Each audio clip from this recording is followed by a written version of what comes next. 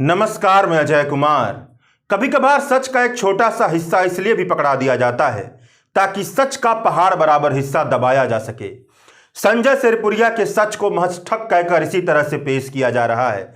मतलब सोच कर देखिए कि एक शख्स जो प्रधानमंत्री सहित भाजपा के बड़े बड़े नेताओं के साथ उठता बैठता है, देश के जाने माने लोगों की संगत में रहता है, कई डमी और फर्जी कंपनियों का जाल चलाता है, देश के प्रतिष्ठित बैंकों से सैकड़ों करोड़ रुपए का उधारी लिए बैठा है, सैकड़ों करोड़ रुपए का साम्राज्य खड़ा किया है, गुजरात से लेकर दिल्ली, लखनऊ, बनारस, गाजीपुर की गलियों में सरकारी जांच एजेंसियों से जुड़े मामले को रफा दफा करवाने से लेकर सरकारी ठेका और नौकरी दिलवाने के आरोप से जुड़ा है, सांसद और विधायक के टिकट दिलवाने के आरोप से जुड़ा है। यह सारे काम वह महज एक दो साल से नहीं बल्कि कई साल से कर रहा है। तो क्या वह महज ठग होने का अपराधी हो सकता है, या उससे जुड़े सच के बड़े लंबे तार हैं जिसे केवल ठग कहकर काटा जा रहा है। विपक्ष के नेता कह रहे हैं कि भाजपा का अंतरंग रहा कोई शरीफ अचानक महाठग अपराधी कैसे बन जाता है। मोदी के दौर में लुटियन दिल्ली में नए फिक्सर पर अपने लगे हैं, मुमकिन है कि वह उन्हीं में से एक हों। जिस तरह से टीवी काम करती है उस हिसाब से देखा जाए तो यह खबर टीवी की दुनिया में भूचाल की जैसी होनी चाहिए थी, मगर इस कहानी पर मुख्यधारा के मीडिया में हिंदी और अंग्रेजी अखबारों को छोड़कर टीवी चैनलों पर किसी भी तरह की सुगबुगाहट नहीं दिखाई दी। जहां कहीं सुगबुगाहट दिखाई दी तो संजय सिरपुरिया को महज ठग कहकर छोड़ दिया गया। तो चलिए इस वीडियो में पूरे विस्तार से बात करते हैं कि संजय सिरपुरिया की कहानी क्या है। संजय सिरपुरिया की कहानी में ऐसे कौन से तार हैं जो इशारा करते हैं कि संजय सिरपुरिया महज ठग नहीं है बल्कि ठग के अलावा और भी बहुत कुछ होने की संभावना रखता है, जिसे जानबूझकर दबाने की कोशिश की जा रही है। अमर उजाला की खबर के मुताबिक उद्योगपति गौरव डालमिया पर केंद्रीय एजेंसी के जरिए किसी तरह की जांच चल रही थी। इस जांच को रफा दफा करवाने के नाम पर संजय सिरपुरिया ने उद्योगपति से 6 करोड़ रुपए की डील की। अब सोचिए कि इसकी कितनी बड़ी पकड़ होगी कि सिरपुरिया इतनी हिम्मत कर पा रहा है कि वह केंद्रीय एजेंसियों के जरिए चल रही जांच को खत्म करा सकता है। इतनी बड़ी हिम्मत महज एक ठग के भीतर तभी आ सकती है जब ठग को यह भरोसा हो कि नेता उसका काम कर देंगे। असल सवाल यही है कि यह भरोसा कैसे पैदा हुआ। इंटेलिजेंस इनपुट के जरिए गौरव डालमिया और सिरपुरिया की डील की खबर यूपी एसटीएफ की टीम और केंद्रीय जांच एजेंसी को मिल गई। यूपी एसटीएफ की टीम ने अपने स्तर पर छानबीन की, सिरपुरिया की खातों की जांच की। सिरपुरिया यूथ रूरल एंटरप्रेन्योर फाउंडेशन नाम से एक एनजीओ चलाता है। इसी एनजीओ के खाते में डील की राशि आई थी। इसी आधार पर यूपी एसटीएफ ने सिरपुरिया को पकड़ लिया। यूपी एसटीएफ ने सिरपुरिया पर व्यक्तिगत लाभ के लिए प्रधानमंत्री के नाम का दुरुपयोग करने का आरोप लगाया है। पुलिस की नजर में वह सातिर ठग है। मौजूदा वक्त की सत्ता में ऊंचे पद पर बैठे लोगों के साथ अपना रिश्ता बताकर नौकरी और टेंडर दिलवाने के नाम पर पैसा लेता है। पिछले कई सालों से अलग अलग नाम से और अलग अलग कंपनियों के जरिए लोगों से धन उगाही कर धोखाधड़ी कर रहा है। संजय सिरपुरिया मूल रूप से उत्तर प्रदेश के गाजीपुर जिले के मोहम्मदाबाद तहसील के गांव सिरपुर का रहने वाला है। अपने गांव के नाम पर ही उसने नाम के आगे संजय राय सिरपुरिया लगाना शुरू किया। गाजीपुर से नौकरी की तलाश में मुंबई चला गया। यहां पर संजय राय सिरपुरिया ने सिक्योरिटी गार्ड की नौकरी की। यहां से ठेका मिला और गुजरात चला गया। गुजरात के एक पुलिस अफसर के मुताबिक संजय सिरपुरिया ने एक बहुत ज्यादा प्रभावशाली घर में शादी की। सामाजिक और राजनीतिक क्षेत्र के गलियारों में जिस तरह के नेटवर्क बनते हैं, उस नेटवर्क में साल 2000 से ही सक्रिय रहने लगा। यहीं से सिरपुरिया के काले कारनामों की शुरुआत हुई। सिरपुरिया ने गुजरात में अपने जीवन के कई साल बिताए हैं। गुजरात में सिरपुरिया इंडियन ओलंपिक एसोसिएशन की एक शाखा का अध्यक्ष भी था। अब यहां पर फिर से यह सवाल उठता है कि क्या इतनी बड़ी संस्था का अध्यक्ष महज कोई ठग हो सकता है? इतनी बड़ी संस्था का अध्यक्ष होने के लिए शर्त यही है कि या तो वह इस पद के लिए योग्य हो, काबिल हो, या बहुत ही ज्यादा गहरे पॉलिटिकल संबंध वाला व्यक्ति हो। अहमदाबाद की गलियों में सिरपुरिया को मशहूर इन्वेस्टर के तौर पर भी जाना जाता है। सिरपुरिया ने कंपनियों का एक जाल बनाया था। रजिस्ट्रार ऑफ कंपनी में दर्ज रिकॉर्ड के मुताबिक साल 2005 में भगवती प्राइवेट लिमिटेड नाम की कंपनी बनाई थी। साल 2009 में कक्ष एंटरप्राइजेज प्राइवेट लिमिटेड की कंपनी बनाई थी। साल 2010 में Kashi form fresh private limited बनाई थी। अरबों रुपए का साम्राज्य खड़ा किया। साल 2009 में हाइड्रोकार्बन फ्लूइड का मैन्युफैक्चर करने वाली, सप्लाई का काम करने वाली और निर्यात का काम करने वाली company Kandla energy chemical private limited company बनाई थी, जिसके निदेशकों में सिरपुरिया की पत्नी कंचन राय भी शामिल है। अब थोड़ा इस कंपनी की कहानी सुन लीजिए। कंपनी ऑफ रजिस्ट्रार में दर्ज रिकॉर्ड से पता चलता है कि साल 2012-13 तक कंपनी को तकरीबन 350 करोड़ रुपए का कर्जा चुकाना था। कंपनी के चार्ज होल्डर के तौर पर state bank of India, bank of Maharashtra, bank of Baroda, state bank of Hyderabad और आईडीबीआई जैसे प्रतिष्ठित बैंक शामिल हैं। यानी सिरपुरिया की कंपनी ने इन बैंकों से कर्जा लिया था। इंसॉल्वेंसी प्रोसेस के दौरान जब कंपनी की संपत्ति बेची जाएगी तो इन कंपनियों को पैसे का भुगतान किया जाएगा। अक्टूबर 2022 में स्टेट बैंक ऑफ इंडिया के आवेदन पर अहमदाबाद की national company law tribunal branch ने सिरपुरिया की कंपनी की संपत्ति को बेचकर कर्जदारों को बकाया चुकाने का फैसला दे दिया है। यानी इंसॉल्वेंसी के प्रोसेस को अपनाने का फैसला दे दिया है। अब आप ही तय कीजिए कि बैंकों से तकरीबन 350 करोड़ रुपए का कर्जा उठा कौन सकता है, कंपनियों का जाल बनाने की हिम्मत कौन कर सकता है। साल 2014 में बकाया होने के बावजूद 2022 में जाकर इंसॉल्वेंसी की प्रोसेस क्यों शुरू होती है? क्या यह सारे लक्षण महज एक ठग के हो सकते हैं या किसी ऐसे व्यक्ति के हैं जो ठग से कहीं ज्यादा रसूख रखता है? पुलिस के मुताबिक सिरपुरिया ने 52 डमी कंपनियां बनाई हैं, 4 सेल कंपनियां बनाई हैं। इन सेल कंपनियों यानी फर्जी कंपनियों के अधिकारियों का कोई अता पता नहीं है। इन कंपनियों के जरिए सिरपुरिया बड़ी रकम का हेरफेर करता था, मनी लॉन्ड्रिंग का काम किया करता था। अब सोचते चलिए कि अगर एक व्यक्ति की 52 डमी कंपनियां हो और 4 सेल कंपनियां और उसके नेताओं से बहुत घनिष्ठ संबंध हो तो वह क्या क्या करता होगा, कैसे कैसे काम करता होगा। उन डमी कंपनियों और सेल कंपनियों का इस्तेमाल कहां कहां होता होगा। सिरपुरिया साल 2014 से दिल्ली में रहने लगा। यानी जब नरेंद्र मोदी प्रधानमंत्री बने और गुजरात छोड़कर दिल्ली पहुंचे तो सिरपुरिया ने अपना निवास स्थान गुजरात छोड़कर दिल्ली कर लिया, वह भी उस इलाके में जो प्रधानमंत्री के निवास का इलाका है। सिरपुरिया ने अपना निवास वन रेस कोर्स के पास सफदरगंज रोड बताया है। यह कोई मामूली जगह नहीं है, दिल्ली के सबसे महंगे इलाकों में से एक है, जहां पर सत्ता के गठजोड़ से जीने वाले नीति निर्माताओं से लेकर सत्ता के नजदीक रहने वाले प्रभावशाली लोगों का निवास स्थान है। प्रधानमंत्री का निवास स्थान भी इसी इलाके में है। यहां पर संजय सिरपुरिया किसी और नाम से नहीं बल्कि भारत के प्रधानमंत्री के नाम से नरेंद्र मोदी अध्ययन केंद्र चलाया करता था। अब बताइए, क्या यह जानकारियां केवल ठगी की निशानी है? एक व्यक्ति सालों साल से नरेंद्र मोदी अध्ययन केंद्र प्रधानमंत्री निवास स्थान के इलाके में चला रहा है, इसी इलाके में उसका निवास स्थान भी है, तो वह क्या बिना प्रधानमंत्री की जानकारी में ऐसा कर पाता होगा? क्या भारत सरकार के अधिकारियों को उसके बारे में पहले से पता नहीं होगा? तो वह अचानक से ठगी का आरोपी कैसे हो गया? अपनी निजी बातचीत में संजय सिरपुरिया प्रधानमंत्री पर रिसर्च करने का दावा करता था। इसके पैठ केवल सरकार के ऊंचे अधिकारियों और मंत्रियों तक ही नहीं थे, बल्कि खुद को संयुक्त राष्ट्र संघ के सस्टेनेबल डेवलपमेंट प्रोग्राम का एम्बेसडर भी बताया करता था।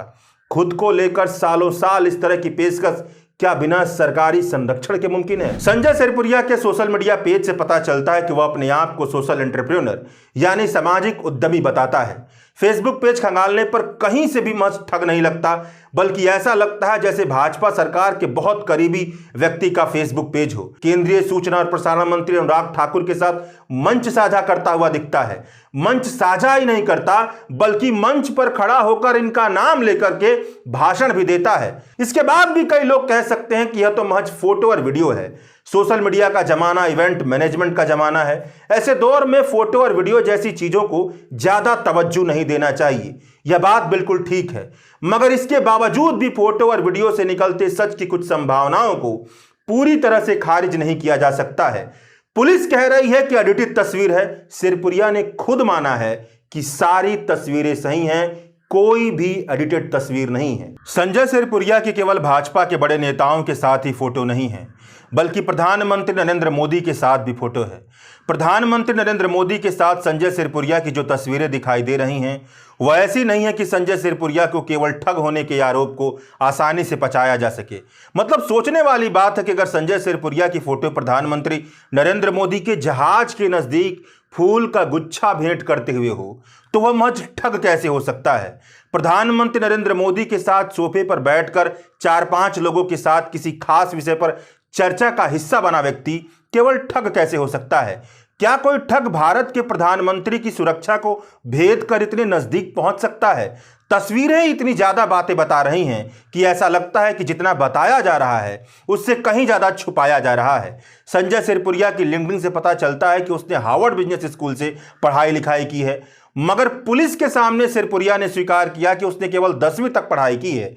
महज 10वीं तक की पढ़ाई करने वाले सिरपुरिया के नाम से आधा दर्जन किताबें छपी हैं। किताबों का नाम सुनिए: आई एम माधो भाई, अ पाकिस्तानी हिंदू, हिंदू धर्म की धरोहर, भारतीय संस्कृति, टीचर्स, मेगा तंत्रम्स ऑफ माम ममता, द वेलिंग बंगाल। इन सारी किताबों को दिल्ली के प्रभात प्रकाशन ने प्रकाशित किया है। हाल ही में संजय सिरपुरिया की किताब जल प्रबंधन प्रकाशित हुई है। इस किताब का विमोचन दिल्ली के इंडिया इंटरनेशनल सेंटर पर G20 के प्रोग्राम जल और सुरक्षित जीवन के मौके पर हुआ। इस प्रोग्राम को नरेंद्र मोदी अध्ययन केंद्र युवा भारती ट्रस्ट ने आयोजित किया था। प्रकाशकों की दुनिया से पता चलता है कि प्रभात प्रकाशन ने राष्ट्रीय स्वयंसेवक संघ से जुड़े नेताओं पर कई किताबें छापी हैं। केवल इतना भर ही नहीं, संजय सिरपुरिया ने नरेंद्र मोदी पर भी किताब लिखी है। किताब का नाम है दिव्यदर्शी मोदी। किताब के विमोचन पर देश के जाने माने लोग आते हैं। 2 किताब के विमोचन पर तो राष्ट्रीय स्वयंसेवक संघ के अगुआ मोहन भागवत भी पहुंचे थे। इन सारी जानकारियों को एक धागे में पिरोकर सोचते चले जाइए, क्या कोई महज ठग और धोखाधड़ी का आरोपी व्यक्ति ऐसा काम कर पाएगा?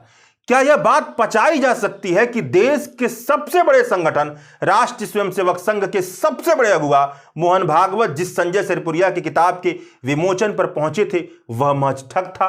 क्या उसका भाजपा और राष्ट्रीय स्वयंसेवक संघ से गहरा नाता नहीं होगा? जो व्यक्ति अपने हर किताब को भाजपा के वैचारिक रुझान के इर्द गिर्द रखता है, क्या वह महज ठगी और धोखाधड़ी के काम में लगा होगा?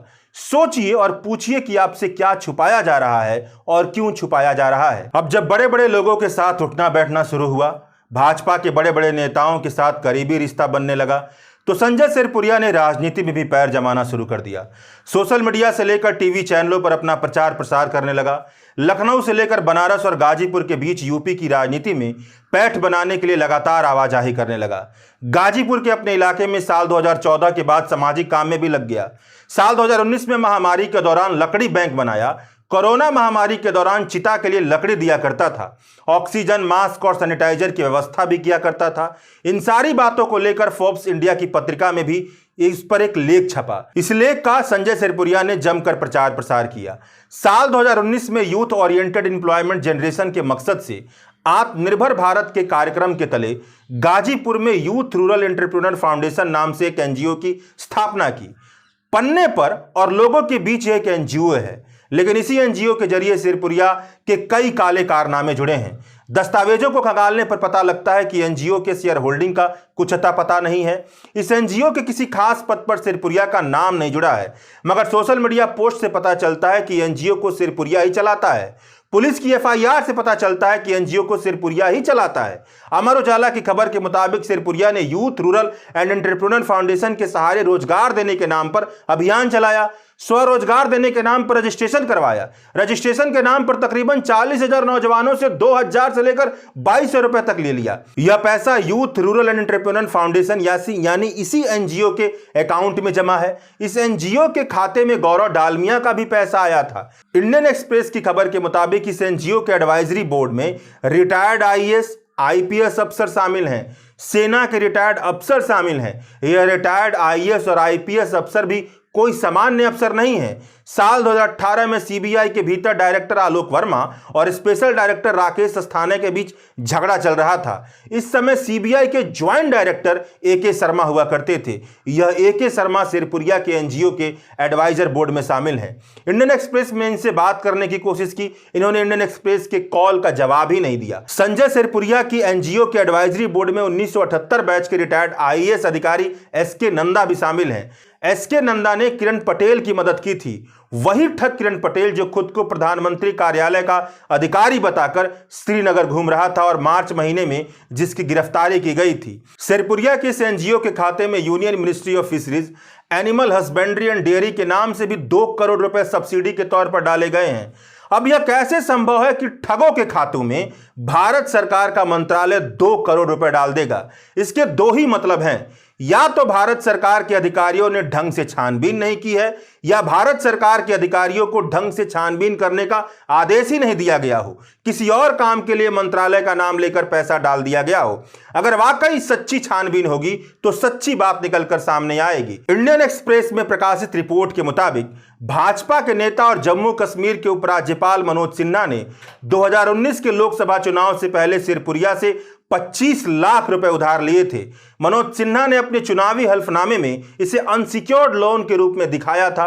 मनोज सिन्हा साल 2014 और 2019 में गाजीपुर से चुनाव लड़ चुके हैं।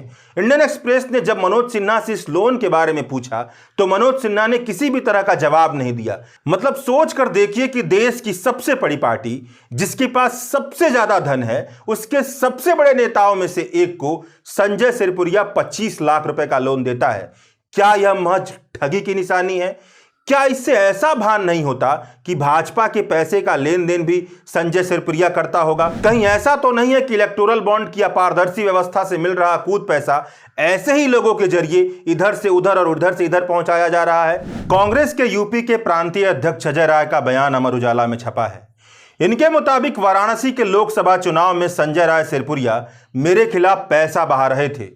चुनाव में बड़े बड़े भाजपा नेताओं को रुपए की बड़ी बड़ी रकम कर्ज में दिया करते थे। वह आज अचानक इतने बड़े ठगी के अपराधी कैसे हो गए?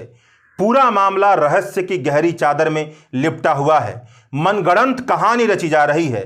पूरा मामला आम लोगों के गले नहीं उतर रहा। यह अजीब विडंबना है कि दूसरे दलों से भाजपा में जाने पर कोई आरोपी अचानक से साधु बन जाता है। भाजपा का अंतरंग रहा कोई शरीफ अचानक महाठग अपराधी बन जाता है। सत्ता का ऐसा रहस्यमय खेल आज की सत्ता का सबसे बड़ा कड़वा सच बन चुका है। शुक्रिया।